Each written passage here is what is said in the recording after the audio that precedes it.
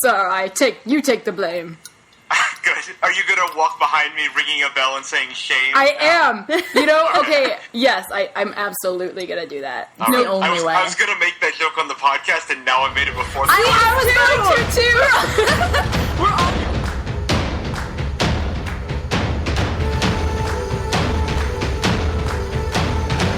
Hello, everybody. My name is Sophia Porter, and you are listening to You Got Sophia's Game of Thrones podcast. It's been a long 10 weeks filled with happiness, tears, and quite a bit of anger. Some of you may argue that mine is misplaced, but here we are at the end. The finale of Game of Thrones aired on Sunday night, and now I'm left to pick up the pieces of my broken heart. Luckily, though, I am not alone. Because it's the finale and Game of Thrones won't be coming back for a year, I'm taking a deep breath of relief on my end. I decided to change things up a bit. So, tonight, instead of having just one guest, I have two. That's right, people. I'm moving on up in the world and bringing this tiny little podcast with me. Now, both of these lovely people have been on the show before, but hey, it's not a podcast without introductions. So first, I'd like to welcome back Carly, who is pretty much a regular now. Let's not even try and deny it. No, I'm taking it over. You're taking it over with you, though. So okay. Yes. Co-host, pretty much. Co-host. Yes. And secondly, Kyle, it is with great happiness that I welcome you back as well. Oh, Sophia, it's been so long since I was here. I feel like I got kidnapped in Volantis and just showed up in Marine. Much like Varys, except for Tyrion. Because Varys is the one that showed up in Marine, and everyone's like, where the fuck? How did you get here? What was he doing? I don't know. I feel like he was there the whole time. We'll get into that. All right. So I know you two have, never met, but, before. So it gives me sincere pleasure to, introduce you guys, and I'm sure by the end of this recording session, we're all going to be beans in this edamame pod.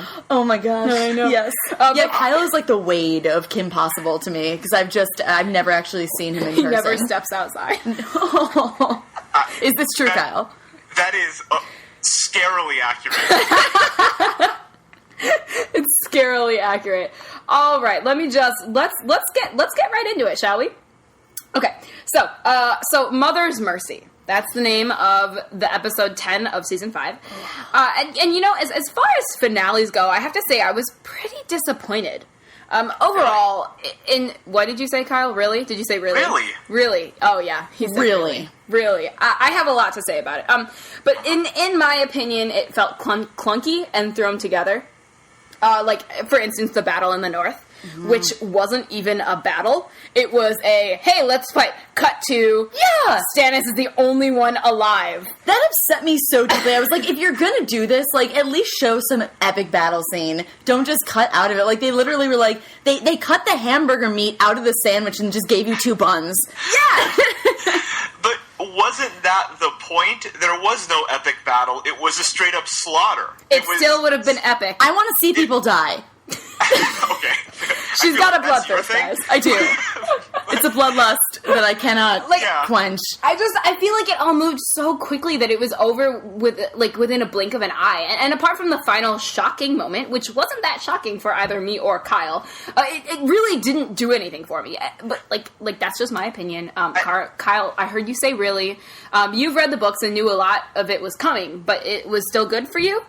Well, I think this entire story has been leading up to Stannis getting annihilated so badly that it wasn't even worth showing. You know, and everyone in his army knew that was going to happen because half the army deserted the night before, and his wife hung herself, and he had just burned his child, and Melisandre rode off. And I feel like that final battle was, in a weird way, a sort of the final articulation of Stannis' worldview, which is, I'm going to do my duty regardless of the odds, regardless of But I feel like he deserved at least a little more than whooping 2 soldiers' asses and then getting possibly killed. Possibly. I think he deserved nothing after he lit Shireen on fire, and he got exactly what he deserved, to be unceremoniously defeated and dispatched at the hands of Brienne. You know, you're not the only one. That's actually what the showrunner said, too. Really? Yeah. They were like, he doesn't deserve a death scene, essentially, is what they said. I think that was how I read the scene, which is that he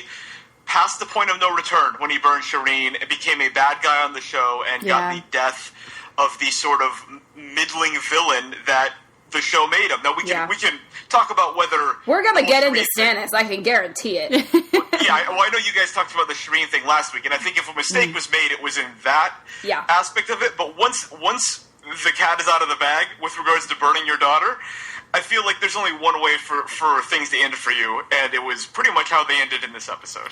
Well, I feel like it probably, I mean, it kind of destroyed his kind of will to maybe try his best, I guess, in the I'm sorry, we're dealing with cat issues right now. My cat has literally just sat down on her notes. On top of my notes.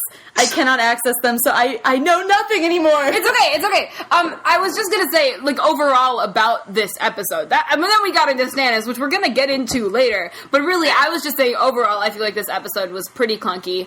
It wasn't the best episode for me, and as far as finales go, it wasn't shocking. But I think maybe that comes from reading the books and knowing what was going to happen. But Kyle, I guess I actually agree with that as a show watcher, and just scratching the surface of the books. Like, I agree, because I feel like this episode is what happens when you have these big ideas and these big shock value moments, but you don't know how to deal with the aftermath. Mm-hmm. And I remember seeing that in a review somewhere where they were like, they're doing a bunch of stuff for shock and for these crazy reactions, and then they're like, what do we do now? Yeah, and I feel like that's totally what happened. I'm totally gonna get into that in a bit. Is right. How they veered away from going towards any new territory. Yeah, totally. But this is, first of all, exactly what happened in last season's finale with Bran and the whole fireball battle. And this is just what they did, which is they have a lot of stories to end, and they don't have a lot of screen time to end them in. Yeah. And so everything feels rushed. And I think Game of Thrones, a show that I love, but it does make some mistakes consistently, and I think that's one of them. But I also think it's kind of a necessary mistake when you have source material as vast as what they have, and 10 hours to get through an entire season. And they tried to cut it down already. Yeah, right. It's being cut down, and it's not even close to encompassing the whole thing. So I think, again, like you said, we're going to talk about Stannis later, but a lot of that was cut out. That probably would have made everything flow a little bit better. Mm-hmm. But I do think overall, I guess you would have had to be as blind as Arya to not understand that Jon Snow was getting shivved. No, sorry. Yeah. John, even if you didn't read the books, Ollie has been basically wearing a sign that says, I'm going to kill Jon Snow for the last 5 or so episodes. Everyone picked up on it. Book readers, non-book readers alike. Everybody's like, this little shit is going to be a problem. No, I definitely agree with that. I didn't think it was going to happen this season, because I remember thinking this entire season, I remember watching Jon Snow, watching his mistakes, watching his triumphs, as becoming like a leader within the wall or whatever, or within the Watch. And, it was one of those things where I remember being like, it's going to be great to see where he goes with this. He's going to make it pretty far. I don't think he's going to last. I don't think he's going to last till the end of this game. He lasted a little less long than I thought he would. But, good old Jon Snow dying. Well, I'm sure we're going to talk later about exactly how he's going to continue to last. If he is. We are. Mm-hmm. I have a chunk of this podcast is dedicated to the theories behind it. I have a monologue. She has a monologue. I do, and we're gonna hear it. Okay, so that's enough intro stuff. Let's get into the meat of the episode. You said I was gonna talk about Stannis, and I'm gonna start off with Stannis because that's how the episode started out. So it started off with the one true king of my heart who led his men into knowing defeat after half of them leave. This is why she's starting it, because he started the episode. That's why you're starting with Stannis. Yeah, I always try to go somewhat in order. It always falls off halfway through, and I'm like, I'm just going to throw these guys together and these guys together. Anyway, so I really got to say, Stannis did fall from grace, and I feel like Selyse committing suicide, Melisandre leaving, it was the writers trying to tell us that he's literally got nothing left to live for. Mm-hmm. I mean, hell, he sent Davos away, right? Like, his one voice of reason he sent away because he knew if he kept Davos, something would be left for him to live for. And the Bolton army, of course, defeats him, and Stannis is pretty much the last man standing. Slouching. When Brienne finally shows up and tells him that he's gotta die. And then she swings her sword and boom, cut away. We don't even get to see him die. And while I was watching it, I was devastated because no matter what, it means that he was defeated. But I will hold to the fact that no one is dead unless we see the body. And I was, like I said before, I was reading on what the showrunners had to say, and essentially they're like, oh yeah, Stannis doesn't deserve a death scene, but like, oh man, like, look, I know Stannis hasn't been great, and I know he's made some absolutely stupid decisions that I 100% disagree with, but there was a while there where pretty much everyone had some positive feelings toward him. Mm-hmm. I mean, he's no Ned Stark. I mean, that was shown when he burned his daughter alive. Nobody's a Ned Stark. No one is a Ned Stark. But still, maybe it's easier this way. Like, they reduced his character to a pawn. Oh, yeah. And given that those are the weakest players on the chessboard, perhaps getting rid of him was the best option. Yeah, I think it's so interesting to see the fact that, because like I tested this today. I looked up a bunch of stuff when I was looking up the Jon Snow incident. But I think it's funny that the incident of which we will not yet speak. I think it's funny that the one character we saw probably die on screen. Everybody's like, no, not dead. He's not dead. And then the character we didn't actually see die on screen, nobody's talking about it. Except for me. Except for you. You were the voice of maybe I believe it's Stannis Baratheon alive. Somehow. Do you really? No. I really don't. I mean, like they said, he doesn't deserve a death scene. And at this point, like I said in last week's episode, the Stannis in the show is not the Stannis I love anymore. It's the Stannis in the books that I love. Well, and he's not even the Stannis who was the Stannis in the show anymore. I mean, he's reduced to the misled actions he took. Yeah. And it destroyed him. I mean, I think he was just the latest victim in one of the show's running themes, which is the perilous nature of blind faith. Yeah. And Stannis bought into Melisandre, and despite all of his misgivings, well before he burned his own daughter, although that was certainly the point of no return, but he trusted her word and went along with her without... I mean, yes, she had birthed the Shadow Assassin, but... Don't we all? Yeah, seriously. Shark Week. Whether that means she can guarantee military victory in a war is a bridge that is quite far. You know, so he placed his faith in her, and she proved either incapable or possibly deceiving him. Deceiving him. Shame. Ding-a-ling. That's what it is. Ding-a-ling. Ding-a-ling. Melisandre, shame. That's really shame. That's who we need to follow. And like, yeah. Jesus. That was like Smeagol. I'm sorry. I did that one of the last times we recorded. I definitely agree that like Stannis is done for. I mean, as much as I want to believe that like until we see the body, he's not dead. He's dead. Like, he died when Shireen died, at this point. I really do think that. And the hardest thing for me, besides knowing that Stephen Delane won't grace our screens again, which is hard enough as it is, like, let me tell you. Understandable.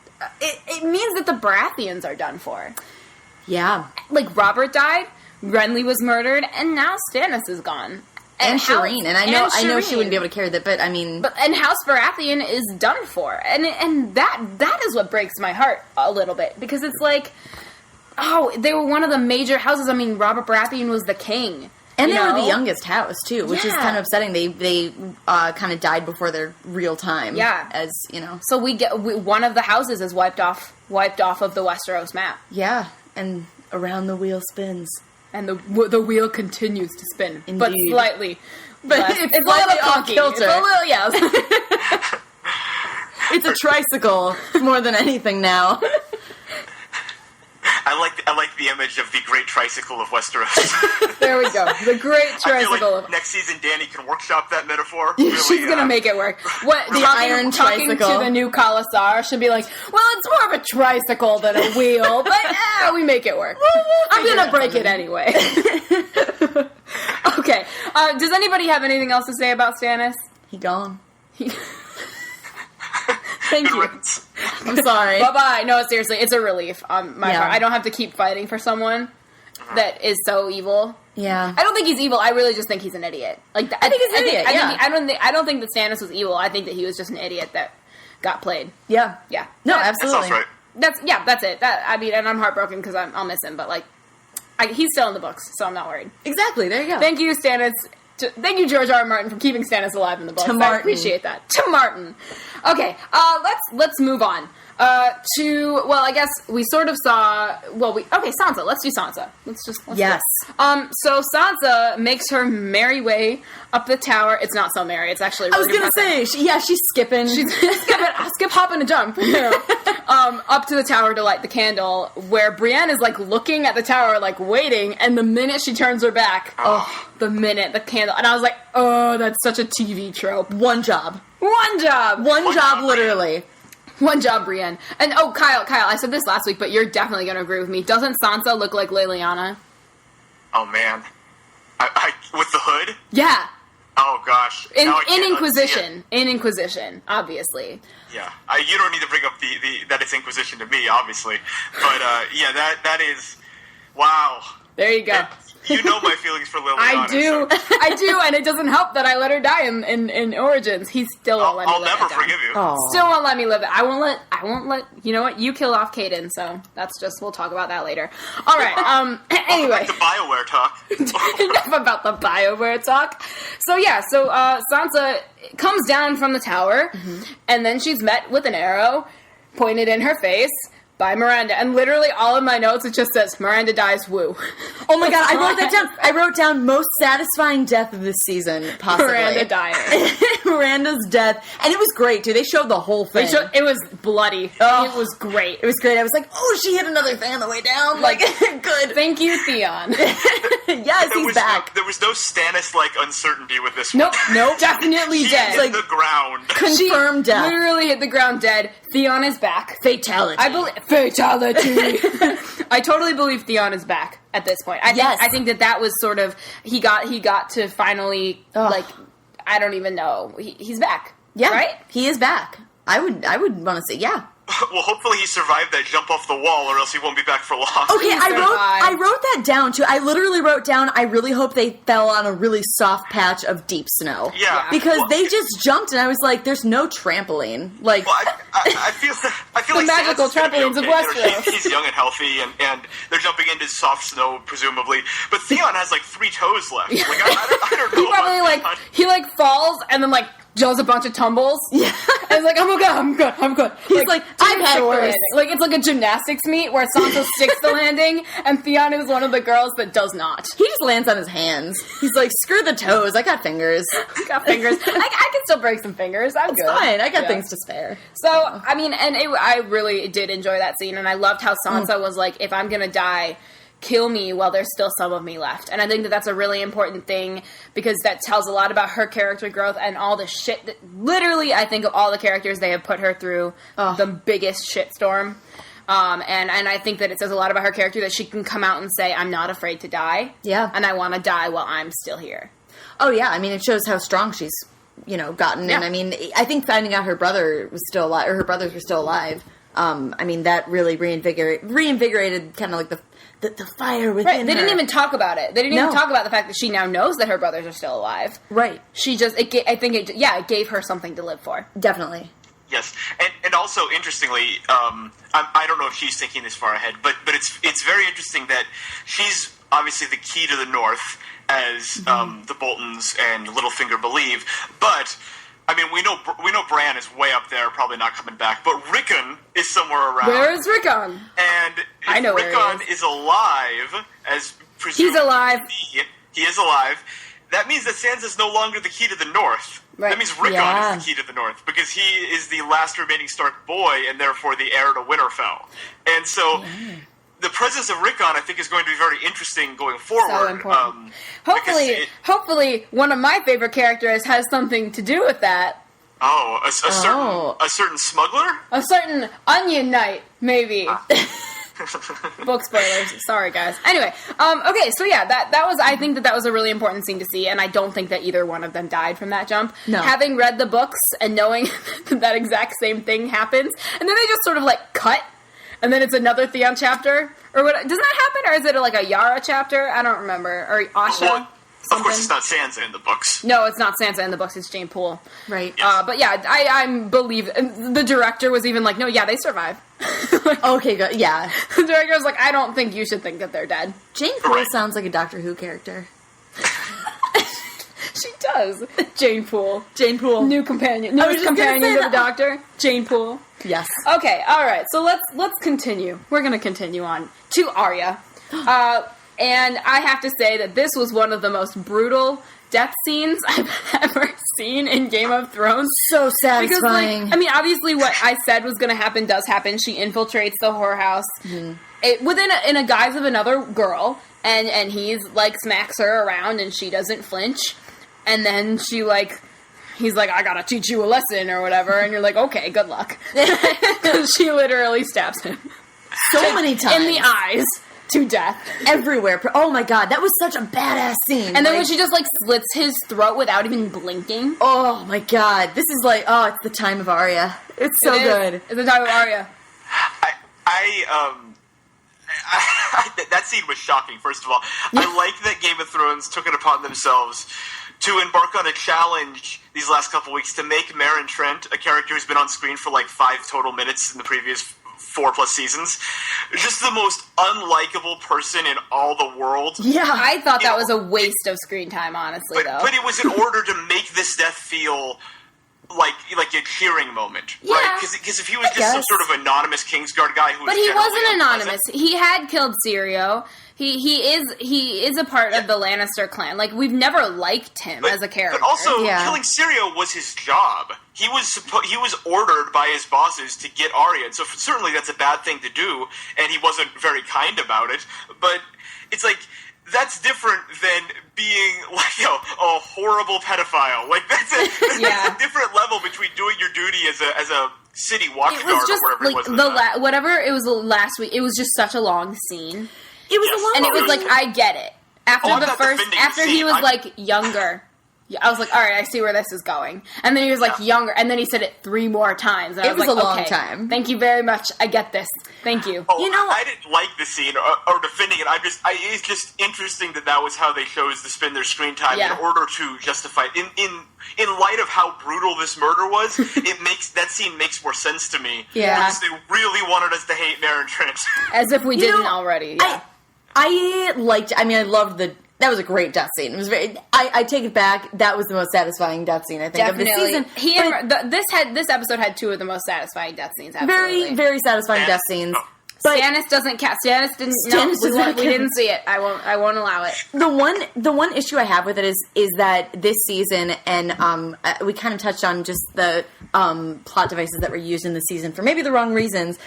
There were a lot of just plot devices used in the season that didn't really serve any other purpose other than to be a red herring or to be for shock value. And I do kind of feel like that's what this was. Dorne was to fill time. This was to villainize somebody so that you could see Arya be a badass and, kind of really come into her own and just tear shit up. Yeah. Yes. Yeah. Totally. I totally agree. My problem is that her blindness. So after all this, she goes back to the House of Black and White, and she puts the face back on the thing, which was back on the wall, which was so cool. Oh yeah. And then Jaqen shows up with the waif, and the waif is like, "I told you she wasn't ready," and I'm like, "Shut the fuck up, we don't care about you." I'm kidding, or am I? And then Jaqen takes a potion and then dies. And then transforms into someone else, and then Arya goes blind. Yeah. And I was like, okay, that seems fair. It seems counterproductive for somebody in her position to be blind. I know. Well, okay. So let me see why. Let me say why it bugged me. Because as a book reader, and Kyle, I guess you can back me up or not. We'll see. Because you never do. I'm not going to. Spoiler alert. I knew it. Ouch. I knew it. He always has a counter argument for me. So I in the book series, she goes blind far before any of the killing business goes down. Oh. And so to me, it feels like they're sort of stalling her story to wait for more of her story to come out again. And I feel like that's obvious. Granted, the book reader business has really put me into a spin because, I can't step away from it. But the fact is, the whole point to Arya's story is that she's going through this extensive training to become no one. being blind is a part of that. She's forced to rely on other senses to understand her surroundings. And it's all sort of really complicated, but one day she goes to sleep and she wakes up and she can't see. And she's like, I can't see, I don't really know. And then she deals with it. That's way cooler. And then once she hits a certain... What, Kyle? I just wanted to point out that this is literally the origin story of Daredevil. I was just going to say that. Yes. So Arya is embarking on that story with exactly the same outcome and reasons. Yeah, it's basically Daredevil. This show. Arya is basically Daredevil. She's 100%. Matt Murdock. Let's be honest here. She needs like the little John Lennon glasses that he wears. Exactly. And so it's all like I said. The Faceless Men and the House of Black and White. It's super complicated. Like there's no question about that, and they've done a relatively good job of condensing it into a way that makes sense for non-book readers, but it makes it seem like her being blind is some sort of punishment for stepping outside of the bounds of the Faceless Men, and I just and like with the waif beating her and like all of that, it sort of seems a lot more violent than I ever thought it was reading it. I don't know, Kyle, like you've read it. What do you think? Sophia, let me just get this straight. This is the most elite band of assassins in the entire world, and you're worried that the story is a little bit violent? No, because they're so slick. They are sly. They get in, they get out. There's no extra blood. There's no extra pain. They just do it. Right. They're people of duty. Perfect. No. Go with that, okay? By that standard, Arya is a terrible faceless man. Or woman, I guess in this case. But she's terrible at it. She killed Maren Trant in the most brutal and she killed Maren Trant like it was a Saw movie. Right. Like, I'm not saying I have a problem. Like, obviously you're right. She's not at all ready to be a faceless man. Like, there's no question about that. I'm just saying that her being blind as a punishment is my problem. It's not. But see, okay. You've got to think one step further, which is, yes, it's presented to her as a punishment, as sort of negative reinforcement for her to, maybe not do that again. But it's also training to make her a better faceless man, which will become apparent as she develops her senses. But at this point in the show, as a non-book reader, Carly, did you think it was a punishment? Yeah, 100%. Mm-hmm. There you go. But you're supposed to think it's a punishment. She's supposed to think it's a punishment. But as a non-book reader, I don't think it would be that big of a leap to understand that they're still training her. That, hey, maybe Jaqen knows what he's doing, and he's not just, like, being petulant. Obviously he does. I think that they're going about introducing the Faceless Men in the actual, like, assassin part of it in the wrong way. I agree with that. I'm on Sophia's side for this one, Kyle. Suck it, Kyle. I'm shocked by this. I don't think the House of Black and White material was uniformly great this season. I think that there's been a lot of slow parts of it. Yeah. But I thought this was a rather elegant way to wrap it up, which is showing how far Arya has to go, and also that there are consequences to her actions, and that this group of very famous, very elite assassins is A, really weird, and B, not super chill. They aren't nearly as chill as you might think they are. But they're supposed to be chill. I think this is a nice way to establish that Arya's actions have consequences. I just think a little bit got lost in the process of the delivery was not as great. Because the way she sees it, she goes, I'm blind, I can't see. She screams, and then her story is over. Yeah. She's in a scary place. It's called the House of Black and White. But she's been used to that. You know, I'll make the argument, too, that I feel like, maybe this is totally wrong, but, like, this is kind of how it struck me. I feel like being blind makes you, it doesn't help you separate from yourself at all. Like, they're trying to make her separate from herself to become nobody. Like, if you're blind, like, that's part of, I don't know, like, that's just me as a viewer. Like, I was watching that and I was like, I feel like this is a step backward in the most brutal way. Right, for that to be the punishment, I don't understand. If she's supposed to be no one, let her be, like, teach her how to do that. Right. Yeah. Yeah. I think the fact that she basically, her actions forced one of the faceless men, who, as we're understanding now, are all sort of interchangeable, and the person we're calling Jaqen is really not Jaqen. It's just a mismatch of no ones, basically. Yeah. But I think that the fact that one of them had to kill themselves in order for Arya to live, and that they, by all accounts, should have killed Arya for her actions, since a life for a life is their motto, and one of them killed themselves instead, reinforces her value to their organization. In a sort of negative reinforcement way. You kind of have to read between the lines.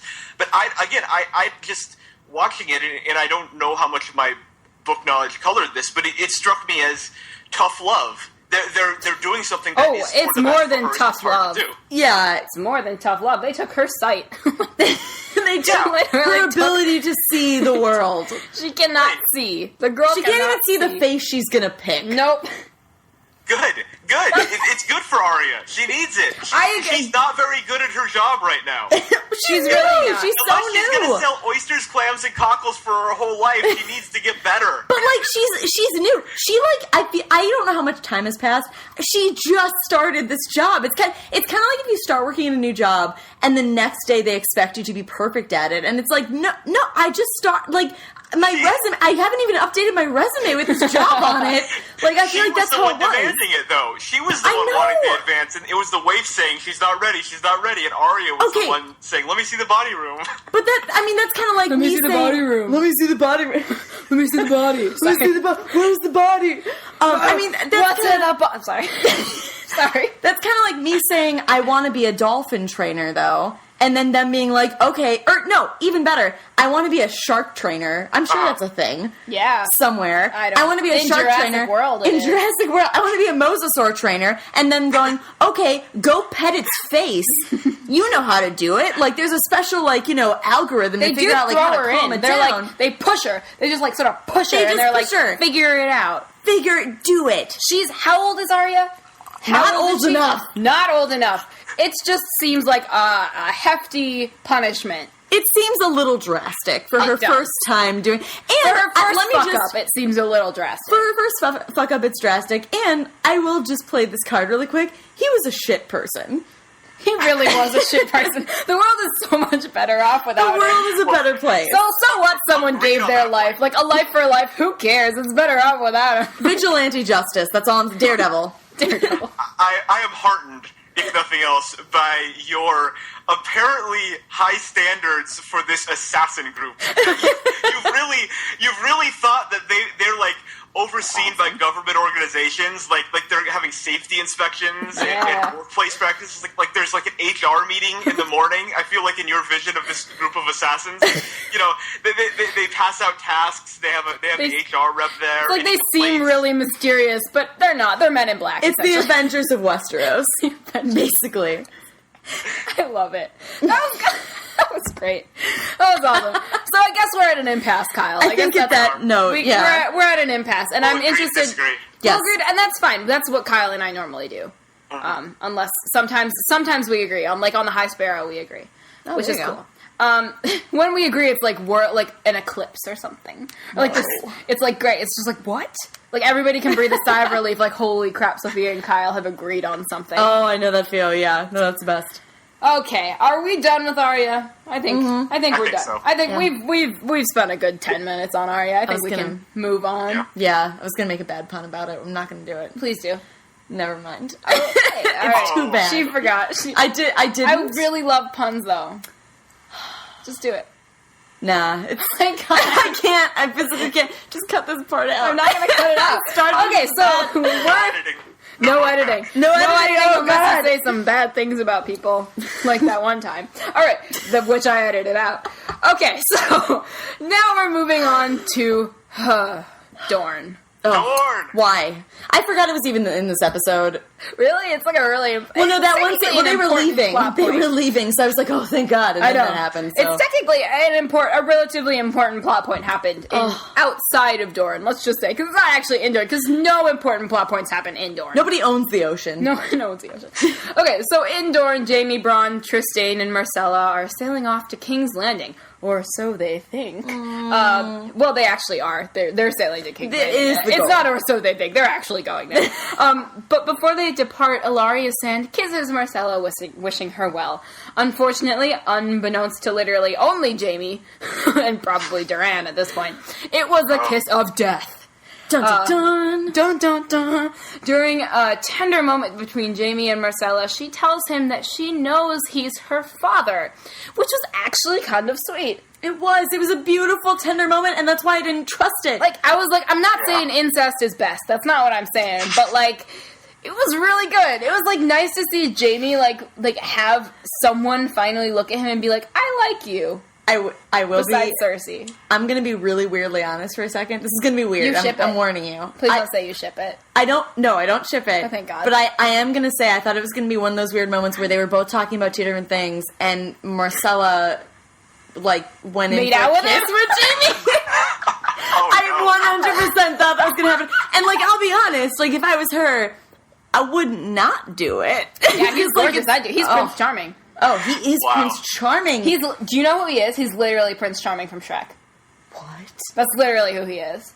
Look at that side by side comparison. Just look. With Holy Jamie with the shit. long hair, Prince Charming. Oh, I from thought you Shrek. meant he voiced him, but this is even Oh no, better. I don't mean he voiced him. Like, Oh, they look dear the God. same. That's even better. Yeah, you're right. Shrek is love, Shrek is life. Never forget.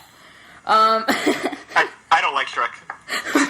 You know what, Kyle? No one likes Shrek, really. I don't The think. first one is good. No, I mean, no one likes Shrek is love, Shrek is life. I think that's what Kyle is. Oh no, that's terrifying. Trying to We don't say. talk about that. Anyway. What? Oh, well, Kyle, you should probably check that out. Moving on. Okay. So yeah, the moment is sweet but short-lived as Marcella's nose begins to bleed and she crumples to the ground. We then come back to Ilaria, who swallows an antidote. The same antidote we saw Tyene throw Bronn. And wow, I guess we'll be seeing more of Dorne next season, won't we? Oh, please, no. Yay. Spare us. Please spare us. Like, please. Shame. Shame. Shame. Shame. Dingling. That's just gonna be the thing. Can I quote myself on Dorne? Yes. Real Yes, quick? please. I summed up Dorne as a wildly disappointing, borderline incoherent collection of bad community theater level scenes. Beautiful. And I feel like that was how this season went. In this episode, I agree with you. The Jamie Marcella scene as the emotional peak was actually really good. Yes. And like I kind agreed. of liked that. He agreed.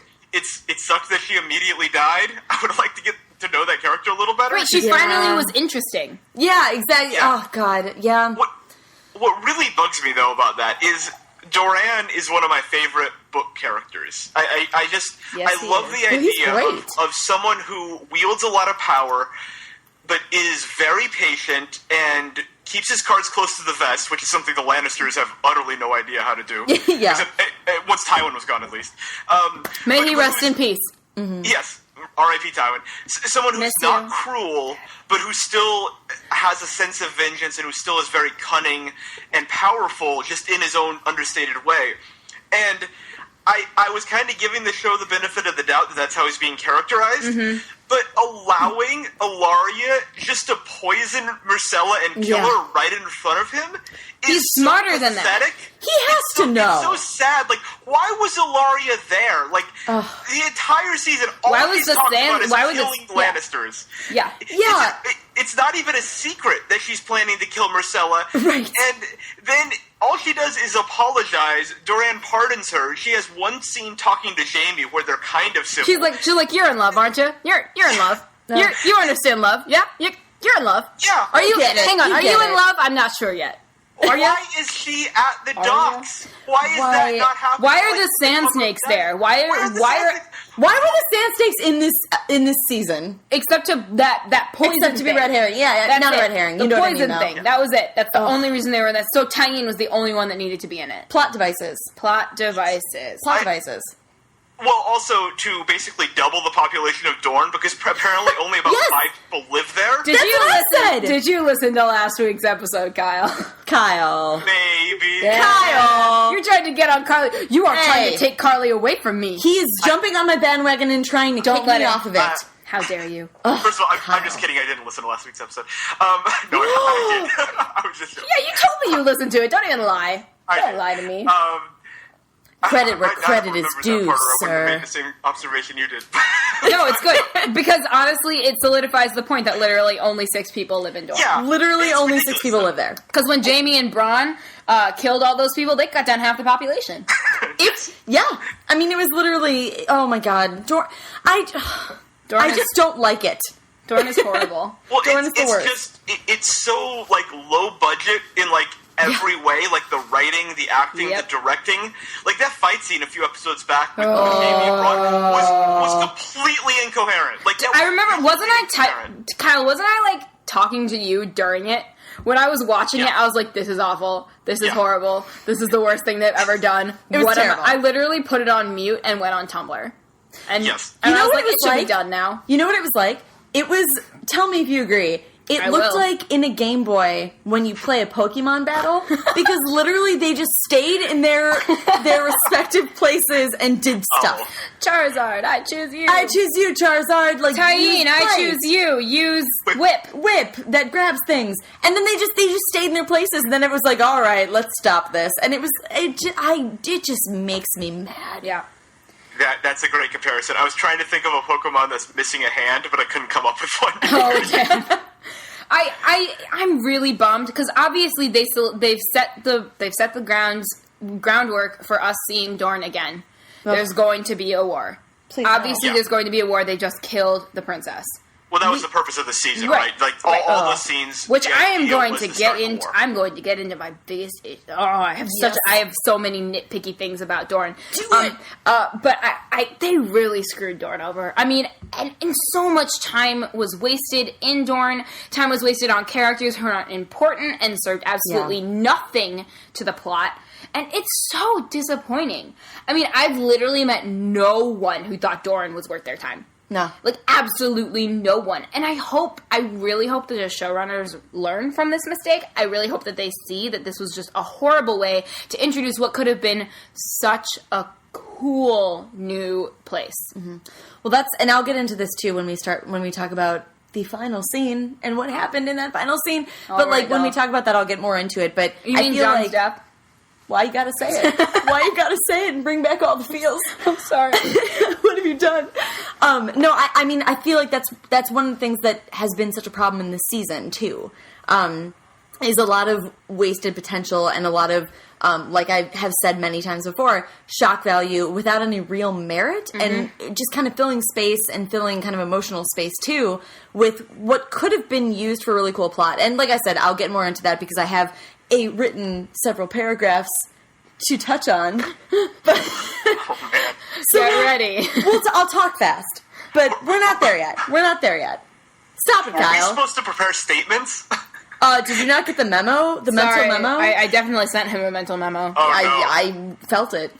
Thank you. You're welcome. Well, you and I are telepathically linked. Obviously. Like Sense8 style. but better, because better. anything will be better than that show. Well, we only watched the pilot. We don't really know. I've watched a couple you episodes. watched? Oh, shit. Okay. Yep. Anyway, all right. So, anybody got anything else to say on the hissing wastes of Dorne? I have nothing to say Did about you like Dorne that, ever. Kyle? Did you like that reference? Very good job, and Thank you. no, let's never speak of Dorne again. Okay, sweet. Never. Sweet. We're gonna move on now to one of everybody's favorite characters, obviously, Tyrion Lannister. Woo!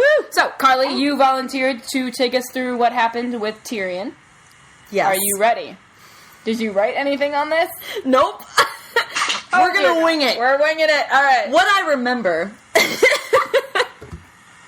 You got to do Danny too. Are you sure? I wrote down Danny. I have a full 3/4 of a page on Tyrion. I did not know I was doing, Well, but this is I gonna love be a Tyrion. group process then. I will. Let's talk about it. I will do Tyrion anytime. Okay. Okay. So let's Double see. meaning. Tyrion and Jorah and Yes. Dario and They are Grey Worm sitting. and Missandei. Waiting. Just waiting for Danny to on return. the world to change. Sitting, waiting. They're just waiting. Sitting, yeah, like Jack Johnson does. We have so John many song Mayer. references since I just made that 2 image song of them references. waiting Oh, was like an hell. album cover. There, it really was like an album. Wow, it was definitely an album cover, 100%. I can't think of a clever name for that right now, but that's okay. One day, the Scorn of Dorne. the Scorn of Dorne. Wow. That's it. The Scorn of Dorne. The Scorn of Dorne. Scorn of Dorne. All right. So yes, Tyrion. Oh, I knocked out my dragon earring. There we go. Tyrion, what I remember of this episode, honestly, is literally him waiting, and everybody waiting, and him We were being relatively drunk reunited. at this point, right? I had a couple. Yeah. I had a couple of full bottles of very strong beer. It was a wonderful night because we had to emotionally prepare, Yeah. and I feel we did that professionally. Absolutely. Absolutely. So, but the big thing that happens with Tyrion is that he is reunited with Varys, which personally, I'm just going to chime in on that and say that I think Varys has been hiding out in the city the entire damn time. He was he was one of the Sons of the Harpy. He was one of the sons. He had a mask on. He was chilling because he would do that. He totally would. The spider. I think he was in the city the entire time because, damn it, Varys, how did you get there? Okay, were you? Another important thing to take away from the Tyrion thing is that it's him and Jorah and Dario looking like a boy band, sitting there deciding what they're going to do. And Tyrion is like, I got this. I'll take care of Marine. You two go out and find Daenerys. AKA the most important thing that has happened that I forgot to mention. So there you go. Thank you, Sophia. Yeah, absolutely. I think that I want to see Jorah and Dario together so badly because they're the two men that have been like constantly vying for their queen's attention. Yeah, I feel like there's going to be a lot of great like scenes like the one that happened at the fighting pits where he's kind of leaning between her and her betrothed. Yes. Dario. May he rest in peace. Kyle, what do you... I mean, Tyrion is obviously your favorite, like one of your favorites, and Varys is like your favorite character. Yes. Listen, just the thought of Tyrion and Varys running Marine is so exciting to me. Oh. Like, after watching Dany... Puts a little hop in your step. Yeah, well, Dany did such a terrible job, like just top to bottom, horrible job by Dany. And now you've got two people who actually know what they're doing and have experience with this, without any kind of oversight. To slow them down, there's no Cersei, there's no Tywin. It's just these two, full power. Grey Worm is just a figurehead, running things. Yep. I could not be more excited for that political situation. Me too. Yes, I will. Yeah. I'll get more into the politics in a second.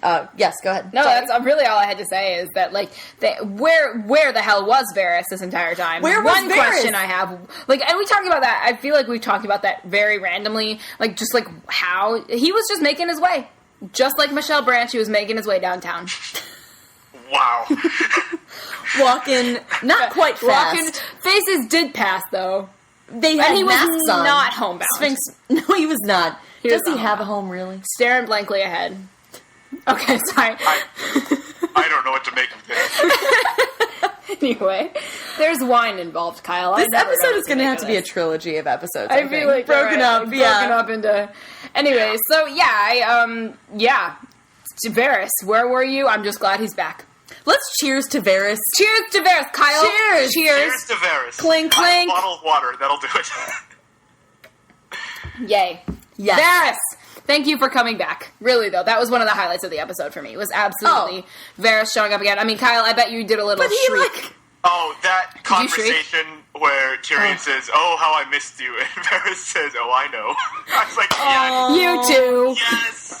I wish I missed you too, Varys. I was like hugging my TV screen. I wish they were a gay couple. I really do. Honestly, I'm 100% serious about this. I really wish they were just together. Yes. Oh my god. It gives us a whole new side of their relationship. For 100%. Sure. Plus, the bedroom talk would be pretty great. It would be so sassy and so good. Kyle's like, move on. Kyle's like, let's stop talking. I feel like we've entered into an area of fan fiction that I frankly am not comfortable with. Don't judge my fan fiction. Jormund. That's all I'll say.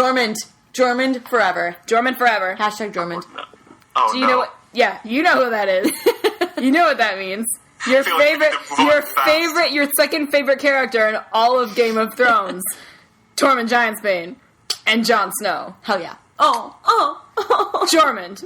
Well, listen, I basically ship those two, so I can't. There it is. Yes! The cat's out of the bag. All right. The tables have turned. My, have the turntables. It's an office quote. Gotcha. Oh. Anyway, okay, so, moving on, because I've lost control. Let's move on. Unless we have anything else to say about Tyrion ruling Marine. No one's got anything to say about that because it's amazing. I love him. Okay, sweet.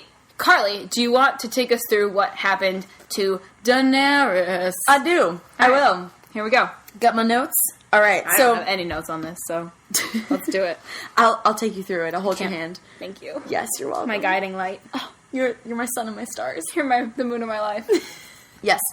Okay, so Dany and Drogon are away from the Sons of the Harpy and are on a grassy knoll off in the distance. Drogon basically throws a teenage temper tantrum. I know he's hurt. I get it. Teenage temper tantrum, 100%. He's an adolescent dragon. Drogon, we gotta go. It's like, Drogon, we have to go. And he's like, no, Mom. Oh my god. Good So teenager voice there. I'm really sorry that it was that good. It really disturbs me that it was that good. It scares me. I wrote down, "You don't tell me what to do, Mom." So there's that. And then Danny walks away, which personally I don't understand. I'm It was like you a know, huffy mom walking away from her child. Like, you're not seeing reason, so I'm leaving. It was the For a huffy while. sister. Like, at that point, it's like, fine, I'll go on my own. And so she just walks away, and I'm like, you could have waited. So, like, she walks away. Well, he's got to lick his wounds and stuff. That's true. All right, he has to recover. She could have sat by him. It's no big deal. But she walks away, not really sure why still, and then boom, she's met by a whole horde of Dothraki riders, which for me personally was a little bit emotional in a good way, because like I've told you many times, and like I've said many times, I am still partially through the first book, but they go into very great detail about the Dothraki and the Khalasar. The Khalasar, and I was just kind of like, oh, cool, it's a return to what we knew before our hearts were ripped out of our chests and squeezed in the showrunner's hands. So, it was very cool. It was kind of cool to see the return to that. I personally, I'm just going to throw this in there, it was kind of a tense last scene, because it was like, okay, are these the Dothraki who were with Daenerys? Are they the Dothraki that were against her? But, like, Drogon's not that far away. Yeah. And, like, he could kind of sense that she was in peril from, like, miles away, presumably. So, like, he's close by. I'm not super worried about it.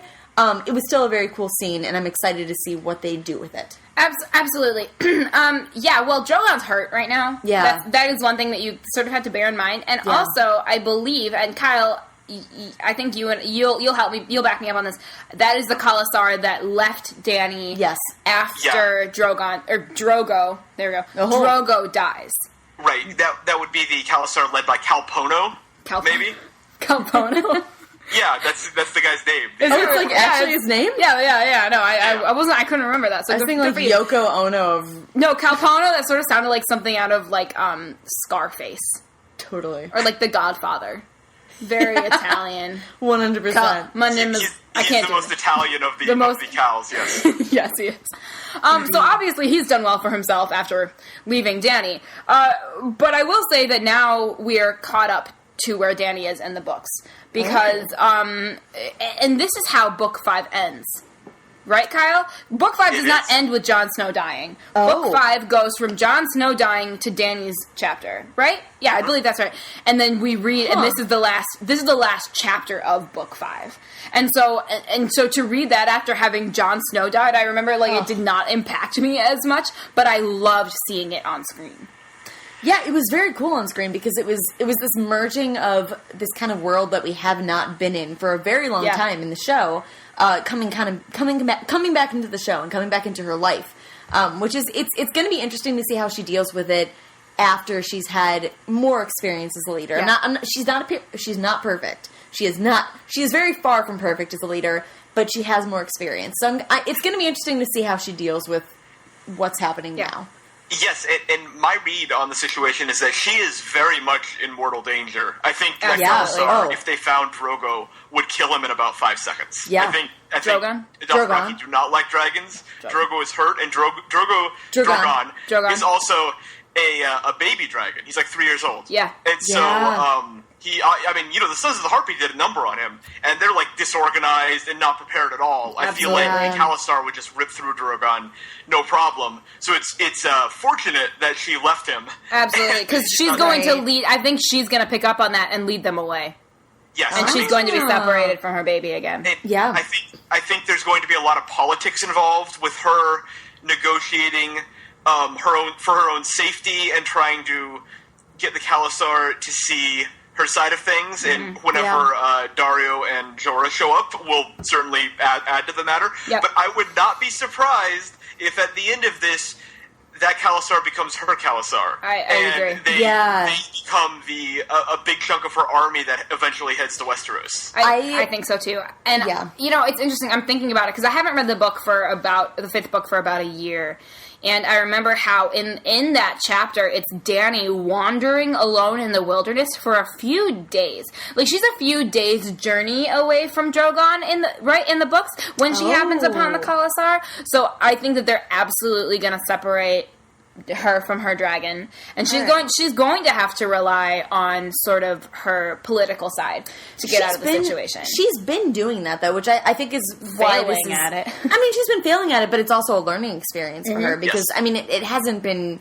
It's been painful to watch, but it's been a learning experience. And she knows how to deal with the Khalasar. 100%, yeah. And I mean, I'm sure she knows even better how to deal with them now because she has known how to deal with them as a non-seasoned leader. She now knows how to deal with them, and she's been able to deal with her own kind of ruling position. So that's happening. I mean, as a show watcher first, I will say that this scene, while it was great, it was a great scene. I really wanted to see more of the politics, and I wanted to see more of the aftermath of the raid, basically, that happened by the Sons of the Harpy on the community. So that was a little bit disappointing for me, I guess. But like at There's the same that time, word that we love so much. yeah, I mean, but at the same time, Disappointed. Have you ever seen that YouTube video of the guy that plays Hercules reads from the script his like parentheticals? No. It's really funny, and everybody should check it out. But that's that's sort of how I felt about this episode. I'm gonna watch it, Yeah, and I'm watch gonna it. agree with it because Good. I wasn't fully disappointed. I'm just saying it would have been cool to see more of the politics. I am very excited to see how she tackles this next season because this is how it's gonna kind of kick off with her. I mean, it has to. Unless they do like a time jump. Oh no, Yeah. No. Absolutely not. no. I think for reasons that we'll discuss here shortly, I suspect, they cannot do a time jump. Yeah, I think so too. I think you're very right. at least not a significant one. Jon Snow. Jon, no. John. John's no? John, no. John, no. That's literally, that was Carly when watching this episode. Oh, you were there I with was me. very much, I remember it. I screamed She did. in a public place. In a public place. No, not in a public place. It was Okay. AKA it the was group in- of our friends. Yeah, it was in my apartment. I call a group of our friends a public place because I was very loud and it was really upsetting. Honestly, my entire apartment complex could probably hear it. Literally. Yeah. The walls are not thick. No. Anyway. It's too bad we don't have one of those reaction videos that the internet loves so much. Oh, that would have been smart next time. People next would have time cried. We'll do it. Okay. Anything else to say on Danny? I like her. Not for me.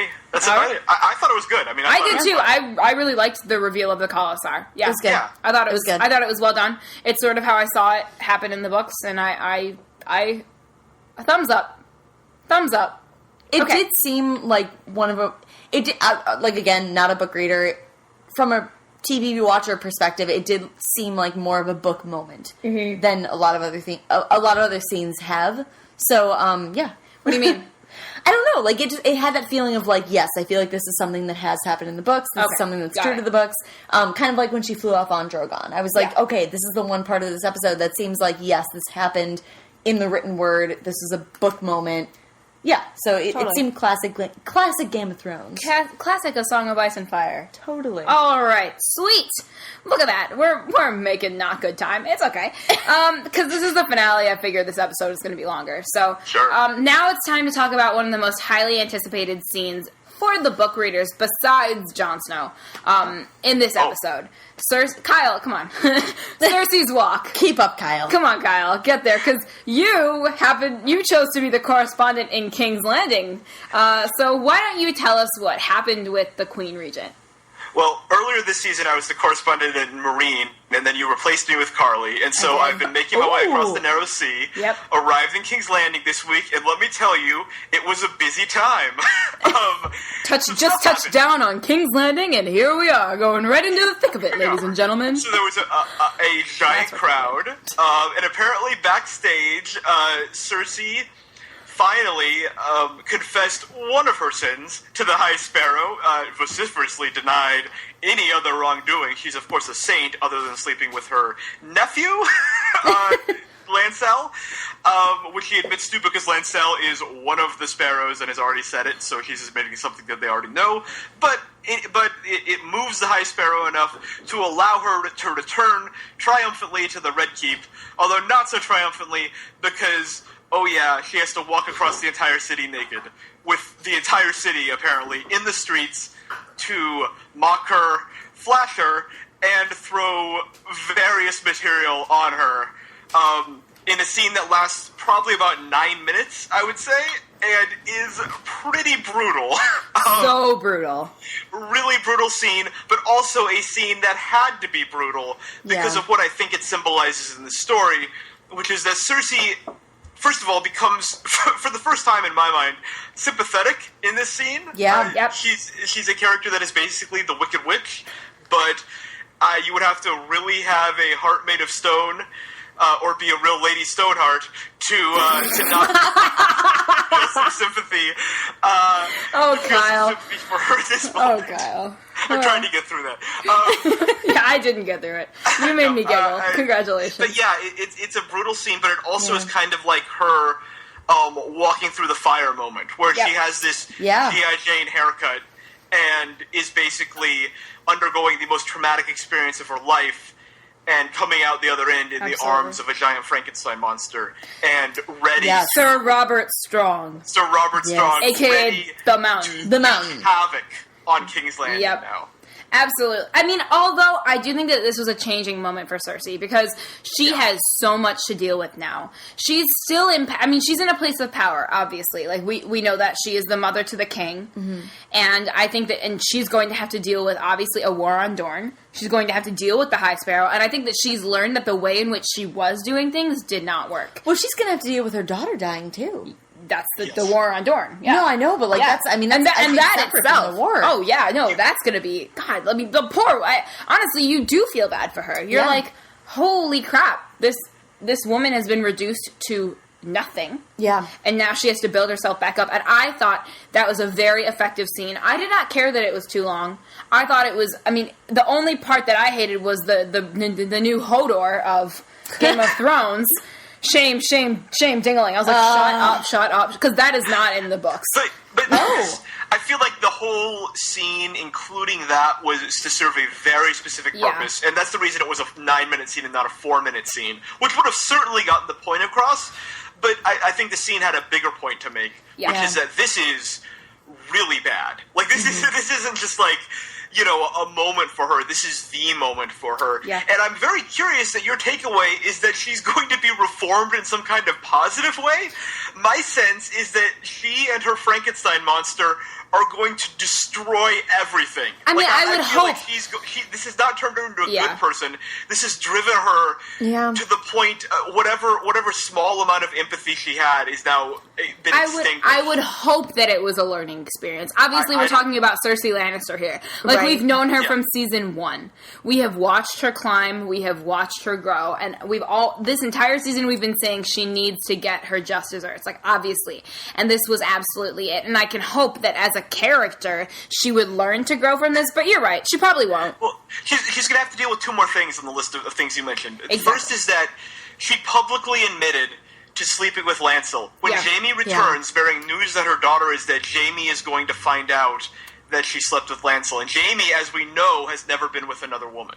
Oh, right. Jaime is. He is in love with his sister. He is in love with Cersei, and the revelation that she's been sleeping around is not going to go well with him. So I don't think he's going to be in her corner anymore, and that's if she's even in his anymore, because he's going to bring news. Because he let Myrcella die. Yes. Essentially, right. Yeah, I mean, that's the only way she would understand it, because she didn't see what happened. So I also think it's a sign of instability to come in King's Landing, because I mean at least beforehand, like, things weren't great, but there was some sense of stability. Now it's like suddenly the High Sparrow is kind of higher up than Cersei, and it's kind of this power play between them. Right. Yeah. Well, and Cersei has no power whatsoever now. She's been reduced. The city has been run by Kevin Lannister and Pycelle. Yeah, Kevin Lannister. Yes. Sorry. Yes. And so Kevin. Those two now I love Kevin. Are these sort of substitute kings in place of Tommen, who is as ever useless. Thank God. 100%. Thank God Kevin returned, though. I was so relieved to see him in this episode. Like, even though they don't say his name, like, I saw him as oh my God, it's Kevin. Like, he has come back, and he realized, he was like, oh, Cersei's in jail, so I can come back and actually do something to help. He's the only one that knows what to do. He's the good Lannister. He and Tyrion are the only good Lannisters. Like, Kevin is actually an awesome Lannister, and and now he's learned. He's like, oh, I need to show up again and be like an uncle to the king who literally knows nothing. If just Tyrion, like Jon. If Tyrion is a Lannister. He is half. Okay, you're right. Yeah, if Tyrion is a Lannister, obviously. Mm-hmm. But I think this is going to be I'm interested to see what's going to happen because this also takes us up to where we were in the books, right, Kyle? And so now I have no idea unless Winds of Winter comes out anytime soon. We're not going to have any idea what is past this. Yeah, and I thought it was a really well done scene, and the body double for Lena Headey did a great job. That whole scene was just breathtaking. The fact that they were able to do that with a body double and her head is a real feat of technology. Oh, absolutely. It's a 9-minute scene, and it was seamless. Mm-hmm. So, pretty good. I mean, if you were to go back and be nitpicky, I bet you could, pick out the points where it's like, that doesn't look real, but it doesn't matter, because you were so caught up in the moment when you watched it. Right. And, feeling it. And even, I said that woman is the new Hodor, and it was really obnoxious, but, the sound effects, and the screaming, and just her walking, and, Lena Headey's face. Well, it was visceral. It was so being in that moment. Yeah. I was there. I was absolutely there. It was scary. And, I knew what was coming. And I was still there. I think that says a lot about that scene in particular. And they also did something with that scene that they did in the Hardhome battle, which is used handheld cameras. Yeah. And in the audience, where there were scenes where they were tracing Cersei's walk, but it was in a jumpy handheld camera, and they would do it for a few seconds and then cut back to a crane shot or whatever. Yeah. And that's I feel like a new trick in Game of Thrones book, where to get that visceral feeling across, to change the way that the episodes are directed and kind of make it feel like you're more on the ground as opposed to watching this epic story play out. Absolutely, yeah. I really do think that it was a great job, and I thought that the introduction of Robert Strong was great. Yes, I don't exactly know what he's supposed to look like. Because it sort of happens the exact same way in the book. It's like, oh, this is Sir Robert Strong, and I'm like, oh, you mean the Mountain? Yeah. That's what you mean. But I loved the way he looked. Yeah. Very CGI, but that's sort of I feel like that was okay. It was weirdly okay because he is a zombie. He's a zombie. Qyburn did a good job. He's Frankenstein's monster. He is Qyburn's monster. Yes. Sir Robert the Strong, or Sir Robert Strong, which is an interesting name. Robert Mountain's Baratheon. better. The Mountain is better. Gregor Clegane. Gregor Clegane. That's a really hard name to say. It is. I'm not going to keep going. Anyway, I thought that was a really good job, and I think that. And if you didn't know that was the Mountain, I'm sorry. If you didn't know that was the Mountain, did you just tune in to the show? Yeah, he's been working on that for a while now. That's been Qyburn's plan the entire time. Whole season in 2 episodes. Yes. So I really do think that was a very effective way to to create this new path for Cersei. Whether or not she's going to learn from it, we don't know. But I think it was a great job. Really great job. I think that was, besides one other thing that I'll talk about later, that was a highlight of this episode. Yeah, that was a great scene in the most heartbreaking way, but it was great. Yeah. Because, like I said, you've known Cersei from season 1, and that's what's really important. 2 characters met hardcore downfalls that you've known since season 1. Right. In this episode. And I think that's what's really important. Agreed. Okay. So, if no one else has anything to talk about with Cersei, it's obviously now time to talk about the climax, the heartbreak, if you will, of the season finale. So, Jon Snow has said goodbye to Sam, who is elected to go to Old Town and become a maester, which is actually something we talked about a few episodes ago. We did. I was saying that in the books it's different because he goes with Maester Aemon and Gilly and the baby. Right. And it's all a lot more complicated, and Maester Aemon dies overseas or whatever. Mm-hmm. But Sam has chosen to go and be a Maester, and I think that's really important for his character. It says a lot. I loved the little exchange where Jon was like, how did you do it? And Sam goes, very carefully. And I was like, oh, you two.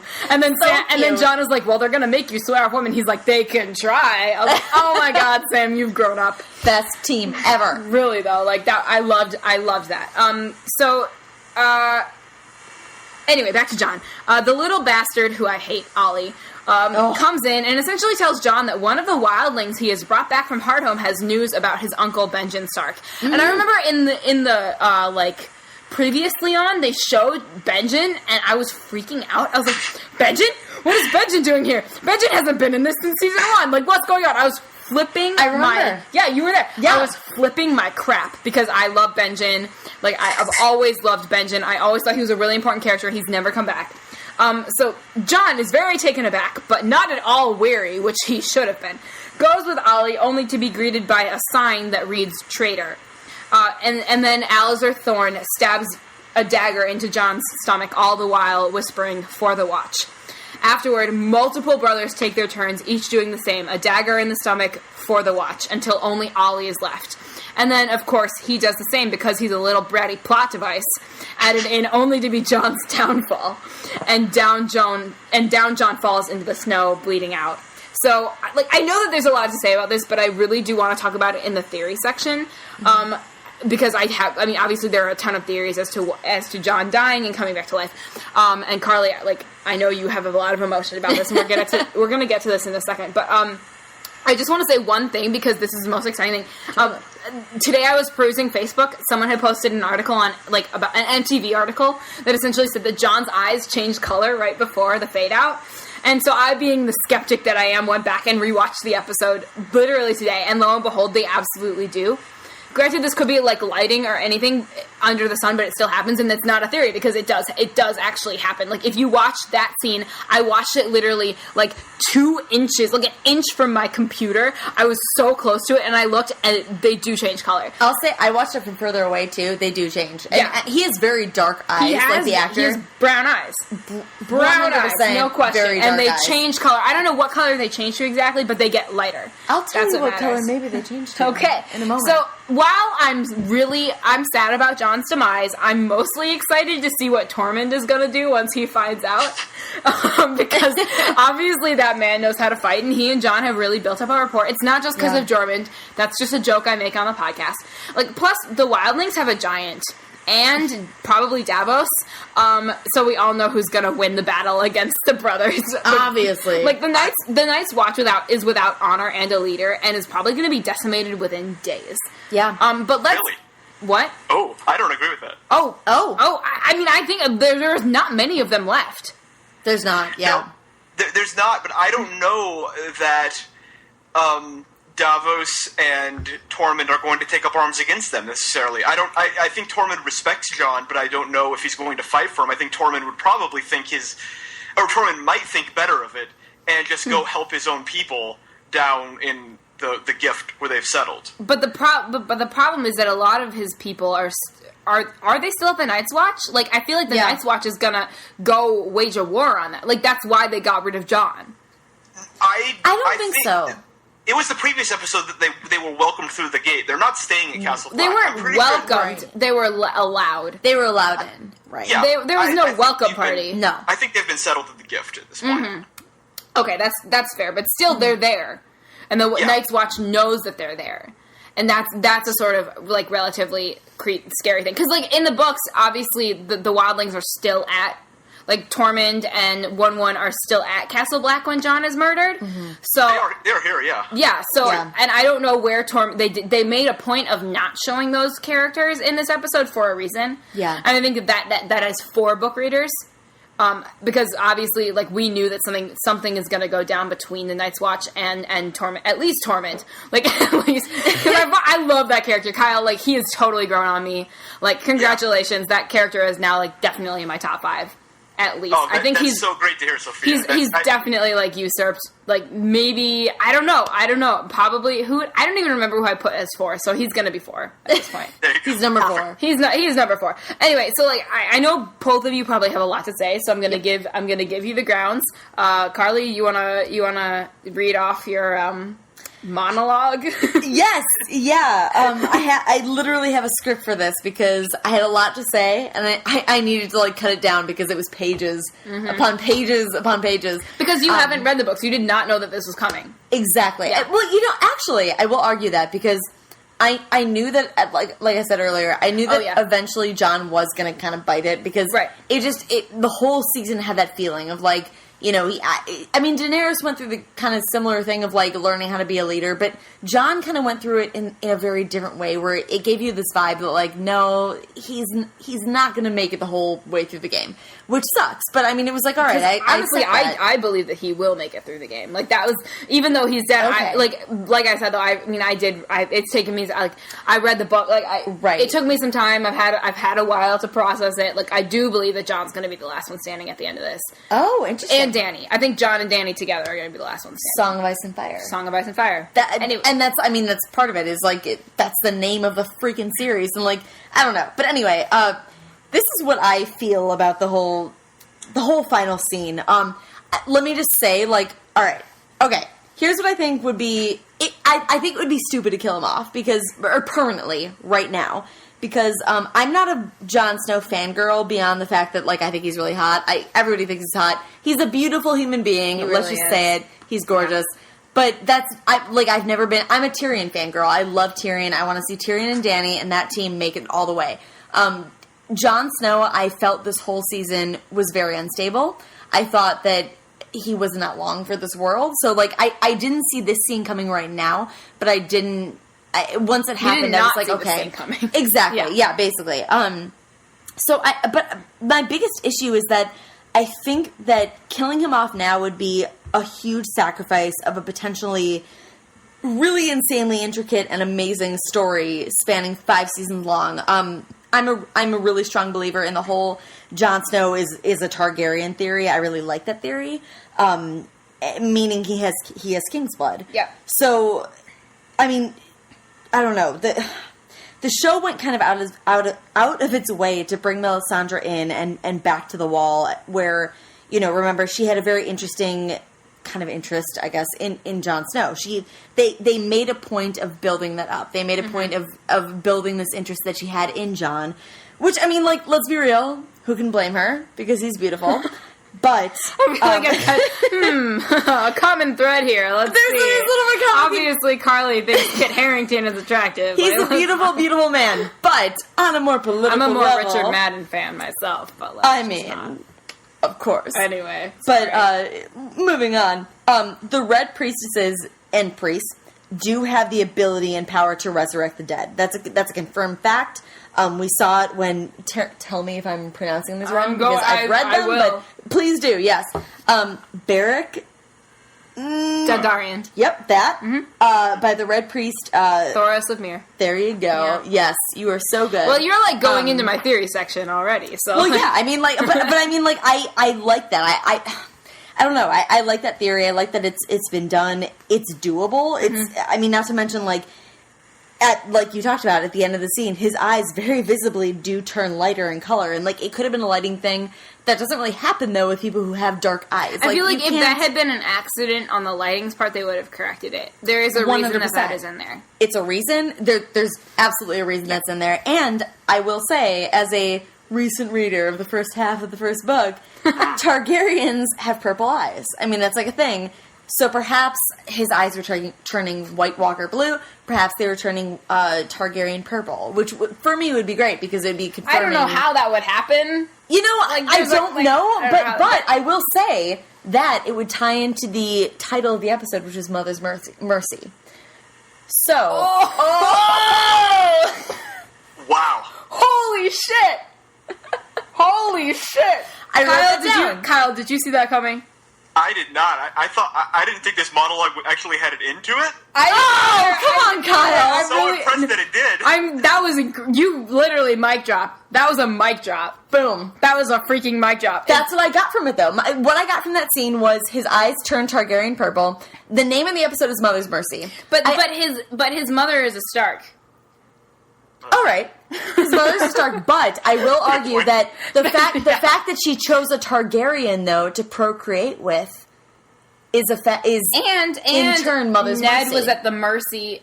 He wasn't technically at the mercy of Lyanna, but he put himself at the mercy of Lyanna. Right, exactly. Which is fair. Okay, all right. I can totally see that. That was awesome. I did not expect that. I don't think Kyle expected that either. Nobody did. And a lot of things, when you take Kyle back, that's a huge deal. Oh, very cool. All right. So congratulations. I'm going to live in that for a second. Just live in that. So Kyle, do you want to say anything? I have one more little thing. Oh, she has one more thing. Hang on. I've thought about this a lot. Like, this is something I've thought about a lot. So this is my whole kind of like thing. Besides the fact that maybe Mother's Mercy had something to do with the fact that, like, maybe he is a Targaryen, which is not confirmed, but it's so built up. And that leads me to my next point. My whole thing is that after building up the, whole question of who is his mother in the entire episode, in the entire series, after building that up and building this intrigue of, everything between who his true parenthood is, lineage, yeah, exactly. And I mean, even the scene at when the White Walker kind of looked at him and was like, "Oh, that's interesting." Like building up all this stuff about Jon Snow. I feel like. And even the theme of Melisandre, like, coming back, and the theme of her burning people and Targaryens being born out of fire, like, at least with Dany. I'm gonna get there. Awesome. In the theory section. Which this isn't. We'll get there. It would just be a huge, this is my whole takeaway, it would be a huge waste of a fantastic plotline. Yeah. Because over 5 seasons, we've been wondering who is Jon Snow's true lineage. And who is Jon Snow? Like, who is Jon Snow? Yeah. Exactly, 100%. So it's like, it's that question combined with just kind of everything else that's going on. It would be a horrible waste of, Melisandre conveniently being there and the possible Targaryen lineage. It would be such a great plot point that has basically been built up for 5 seasons. Yeah. It would be a waste. And it's frustrating because this is one show where we started the season with a witch telling Cersei that her 3 children are going to die, and I mean those things kind of came true. Well, so it was 1 out of 3 is left standing. So. I don't think Tommen's long for this world. I don't think anybody thinks Tommen is long for this world. I think Tommen's going to fall down the stairs. I think honestly, that's how he's going to go. He's just going to die from an accident. He's going to die from an accident. In the interim between seasons 5 and 6, Tommen is just going to die. Falling down the stairs. That sounds about right. Yeah, right? Pretty much, yeah. But I mean, it's one of those things where the season started with that. It started with this whole idea of, okay, like, this is planned out, and the witch knows this is going to happen. And I mean, like, there's been a lot of allusions in this season to life beyond death. So there's been a very heavy focus on the White Walkers. The Mountain coming back is basically a zombie. I mean, it shows that there's this very fuzzy area between life and death. But at the same time, in this season, they have also proven that destiny and fate mean nothing. Mm-hmm. Because when they talk about, I mean, look at Stannis and his daughter. Let's not. I'm sorry. But I mean, if you look at Let's not and say we did. Thank you. You know what I mean, though? Like, they built up this whole thing of, like, they are the true heirs to the throne. And there's the theory that Jon Snow is actually he's supposed to be the one true king.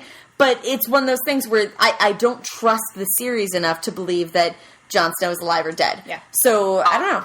That's my 2 cents. I'm sorry, that was a long time. No, that's cool. Kyle. That was a wall of text, but I really liked it. Same. I just think, I mean, I agree with everything you said about the waste that it would be for that character to just have died, given all the sort of Easter eggs they've laid on the way about his lineage and all that. So many. Right. Literally all of this season. The entire season. It would be, on the other hand, if Jon Snow is just flat out dead, like just normal dead, nothing weird happens. Like Catelyn Stark dead. The greatest troll job in authorial history on George R.R. Martin's part.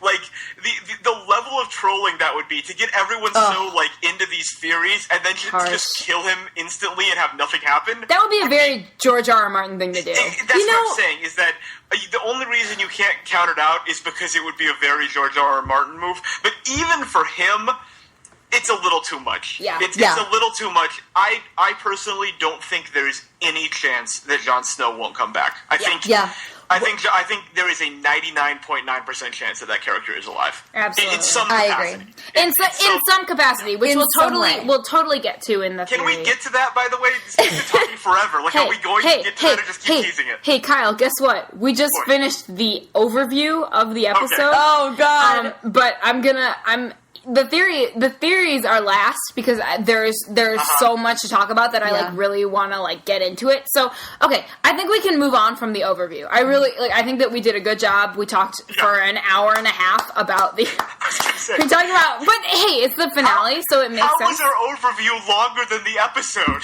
Honestly, there's so much to talk about. Though. I think if you really think about it. Okay, so let's move on. Let's just cut clean break. Yes. Let's move on. We had a lot of thoughts about the episode.